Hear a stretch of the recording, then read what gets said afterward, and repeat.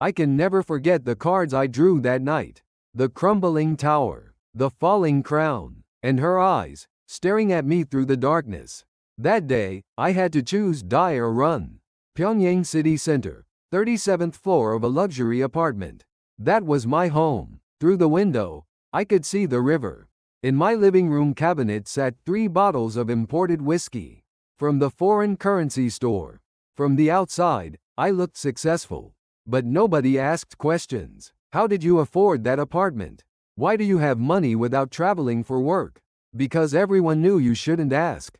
My job was simple. I read people's fortunes. But my clients weren't ordinary people. They came only at night, looked around 3 times before getting out of their cars, and with trembling hands, lit cigarettes as soon as the door closed. Sir, can I survive this personnel reshuffle? Will what I said in that meeting cause problems? Is my family safe? They weren't afraid of the future. They feared tomorrow. Tonight, this very moment, I spread the cards, tarot, fortune-telling, face reading. I did it all. Honestly, at first I only half believed. But it was strange. The cards kept being right. Especially the bad ones. They were almost never wrong. A month ago, a high-ranking official came. The death card appeared. I spoke carefully. You must be cautious. Your health, your words.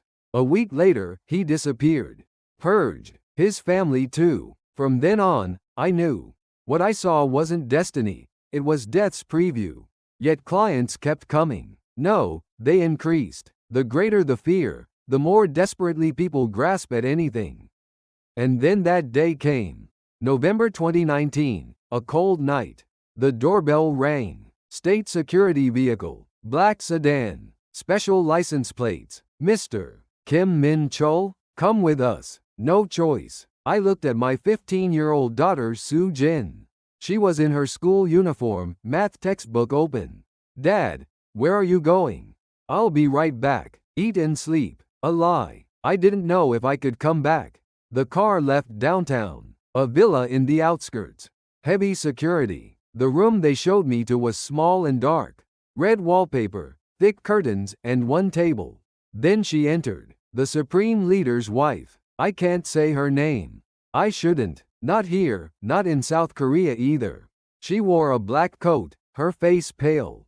Sit down, sir. Her voice was cold, but her hands were shaking. Today I have a special question. I took out the cards. My hands trembled. Sweat ran down my back. Ask anything. She hesitated for a long time, then spoke. I want to know the future of our Supreme Leader. My breath stopped. This was forbidden. A question that should never be asked or answered. But I couldn't refuse. I shuffled the cards. 1, 2, 3. I spread them, and froze. The tower, crumbling tower, falling crown, death, change, catastrophe. The worst possible combination. It meant downfall. What did they say? Her voice trembled faintly. I had to choose. Tell the truth and die, or lie and live. I smiled. Very good. The card of change appeared. Great transformation, a new beginning. The tower means the old crumbles so the new can be built. Really? Absolutely certain. This indicates long-term rule. A complete lie. She sighed with relief and handed me an envelope. A thick bundle of dollars. Tell no one. Today never happened. Of course. But I knew. It was already over. 3 days later, the call came. Comrade Kim Min Chol, report to State Security tomorrow at 10 a.m. My heart stopped. State Security summons. That was the end. I looked at my daughter. Soo Jin was watching TV, laughing. That night at midnight, the doorbell rang again. This time, a woman. Not in security uniform, just black clothes. Mr. Kim Min Chol, get in the car.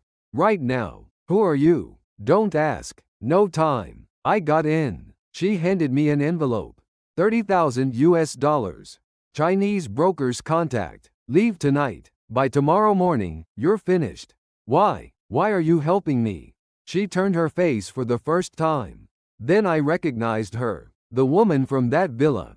The Supreme Leader's wife. I have a daughter too.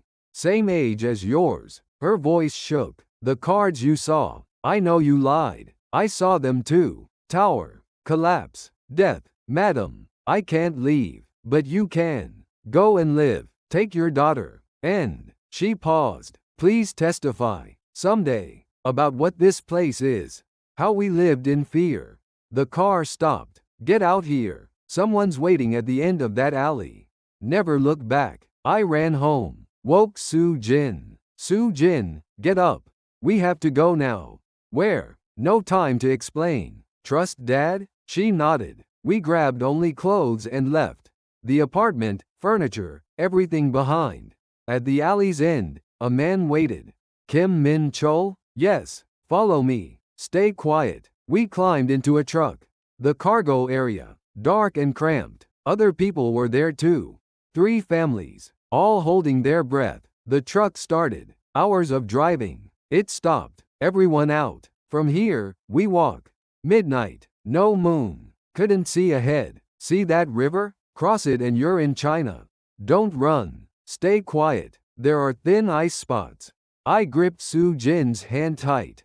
Dad, I'm scared. It's okay. I'm here. We started walking. Snow. Footsteps too loud. Breathing too loud. Heartbeat too loud. The river appeared. Frozen. The other side visible. Darkness with no lights. Slowly. One at a time. The person ahead started crossing. Stepping carefully. Then it happened. Searchlights. Light poured from the sky. Suddenly the whole world turned white. Stop. Loudspeaker. Gunshots. Run. The broker shouted. People started running. Soo Jin, run. Never let go. We ran across the ice. Slipped. Fell. Got up. Ran again. Gunfire. Screams. Someone falling into water. Dad. Soo Jin slipped. I reached out. Caught her. Pulled her up. Keep running. Ice cracking beneath. Splitting. Run. Run. Used every last bit of strength. Then fell. Ground. Land. Chinese soil. I looked back. Lights shaking on the river. Screams. Gunshots. Then silence. We survived. But some others never made it back. 3 months later, we reached the South Korean embassy. Please help us. We're from the north. 6 months later, we settled in a small Seoul apartment. After Hanawan education, with living support, we started a new life. I'll never forget Soo Jin's first convenience store visit. Dad, is all this real? Yes, all real. Can I buy this? Of course. You choose. She picked up chocolate, held it, staring for a long time. Dad, can I eat this? Of course. She cried. Holding chocolate, she cried.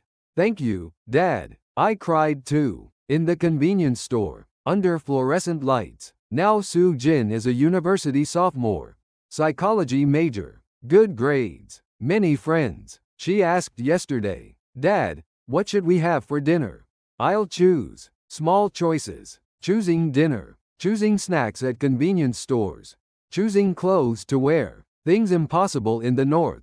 I still hold my daughter's hand as we walk today. Freedom wasn't a grand slogan. It was the small choice to pick what I wanted. And that small choice ultimately saved us.